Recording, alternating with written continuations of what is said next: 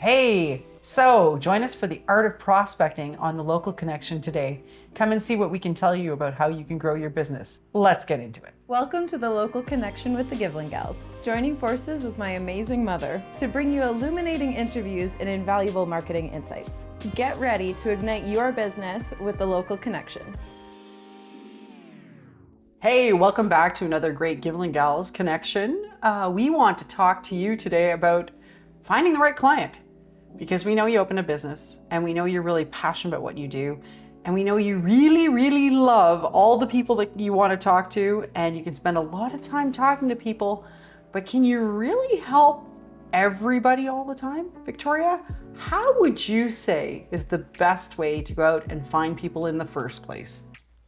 Yeah, so we say with Best Version Media that there's 4 pillars when it comes to finding that right prospect, and you can definitely have a favorite out of these 4. I know which one ours is, but in terms of if you're spending all of your energy on one of those pillars, then you're going to be missing out. You need to make sure that you're balancing it, right? Like a stool. You need to have all 4 pillars of those stool established so we can be sturdy and have a solid foundation. So the 4 pillars are networking, cold calling, drop-ins, and referrals. So let's get chatting, I guess, first about networking, because that's what we are most known for. So what are some tips and what are the proper groups that I can find that would be a good networking group for me? So when you start to do networking, you're going to probably go out and want to meet everybody everywhere all the time. You're going to go on a meetup, you're going to go on to Eventbrite, you're going to go out to BNI meetings, you're going to go out to BX meetings, you're going to go out to a whole bunch of different business meetings. Try to really narrow in and understand the type of business that you want to talk to. Are you looking to talk to a new startup business? Do you have a service that can help them grow to the next level? Or are you better suited to people who are already established and in growth mode? Each of those categories have different types of networks and different types of audiences that you want to get in front of. So try to do a little research ahead of time, and then when you get there, have a purpose. When you're going into networking, try to connect with people. It's not about how many people you see and how many cards you can hand out. That's not the goal. The winner is not the person who doesn't have any cards at the end. The winner is the person who can walk out with 4 or 5 great connections that you do follow-up meetings with. That's how you can be effective when you're in a networking event.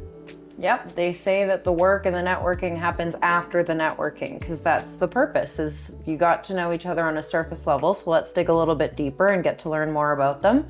I will also bring my business cards that I'm handing out, but when I get a business card, I will bring a pen and I will put something on there about something that we talked about that is personal, that when I'm thinking about it, my brain will remember, and that will just help things when you go to lots of events, where you met them and what you talked about to kind of help that. And remember, the fortune is in the follow through. So if you're going to networking and you're not going to follow up, there's no point in going, in my opinion. Okay, so the second part is drop-ins. So drop-ins are when you are, say you're visiting a client that owns a store at a location, and then immediately following you're done having that meeting, and then you go see the business adjacent to it and you go pop in and you go introduce yourself. So if I want to do a drop-in, what are some tips that I can do for that? Don't go in with the thought of making a sale. You're not going to sell anything. No one was expecting you. They weren't expecting you to drop in and sell them anything. So please don't do that. Go in and introduce yourself. Look around.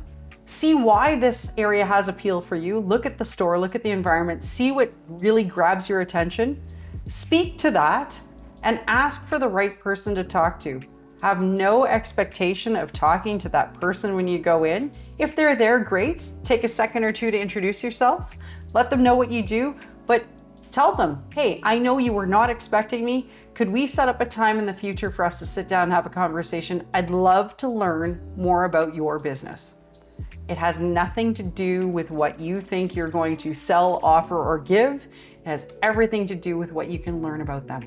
Yeah, people don't care how much you know until they know how much you care. So, okay, so I have to ask you, because I know that you bring a different attitude to the third pillar, which is cold calling, which makes some people want to throw up in their shoes, which makes some people really upset and nervous. Can you please tell me about your cold calling and why you do it so effectively? Yes. Okay. So pillar number 3 is cold calling, and people are terrified about cold calling.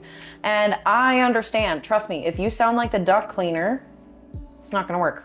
It's not gonna work. It's not good. What you have to remember when you're cold calling, just like any of these options, is that this is another human being in front of you that you're giving a call to, and they don't know who you are or why you're calling.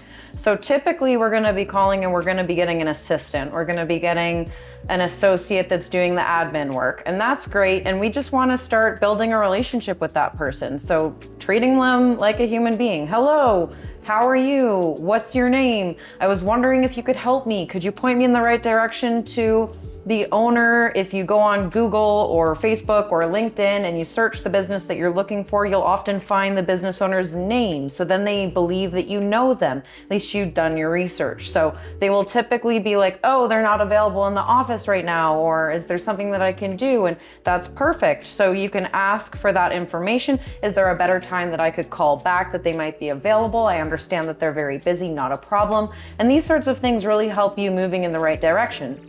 Now, that typically means that you'll have to write down that you'll have to follow up with them because they're probably not available. But should you land on the business owner and be able to talk to them, reach out to them and ask, is it okay if I come and swing by? I'm also a business owner in the area. I'm looking to support local business. I personally use the line that I'm relatively new to Calgary and I'm looking to build and improve my professional relationships and just see how I can help. And yes, remember that some people don't like this, and sales and things like that, it is a numbers game. So if someone is grumpy or upset for whatever reason, just don't take it personally. They are not going out of their way to upset me. They might have just had a bad day, and I bet if you called them the very next day, they wouldn't even remember that you gave them a call. So just being mindful that they are human on that line. Their time is super important, but at the end of the day, if you're a business owner, finding other business owners that you can lean on and get to help is a great thing to do. So often reaching out in that capacity is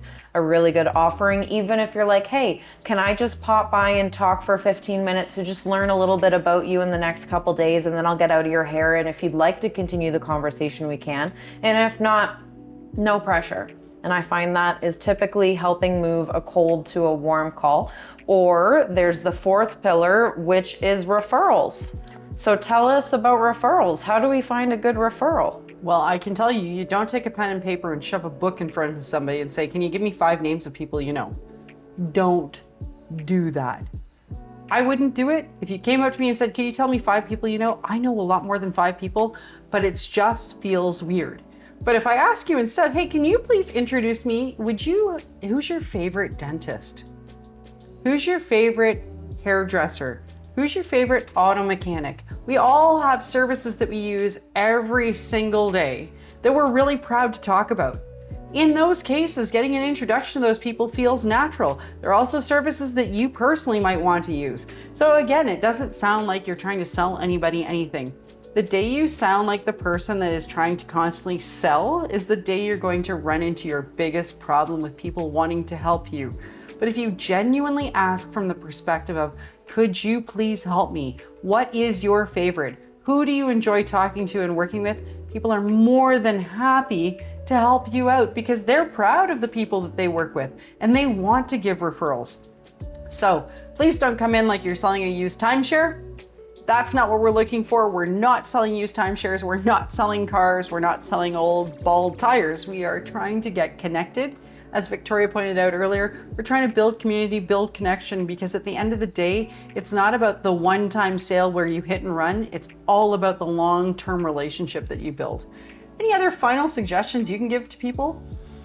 Yeah, I mean, in terms of being a referral partner, if you're gonna ask for referrals, know that you should be giving referrals. So without even really, we're constantly doing this. If you can think about someone who's an easy referral partner while you meet with them and making those connections, that's a great idea.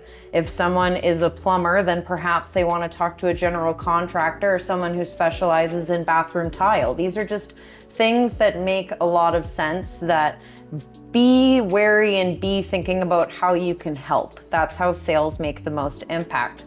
Also, when you go to networking or you do any of these offerings, know what your unique value proposition is. Who are you? Why do you do what you do, and how do you do it better than anyone else? What is that one thing in that niche area that sets you apart from all the competitors? And that's ultimately because it's you. But if you can know the difference of your services compared to everyone else's, that will also help draw the right person to you. Absolutely. Yeah. Well, thank you again for joining us for another Givlin Gals Great Connection on marketing. This time we have helped you hopefully find some of your best prospects. Thanks again for tuning in.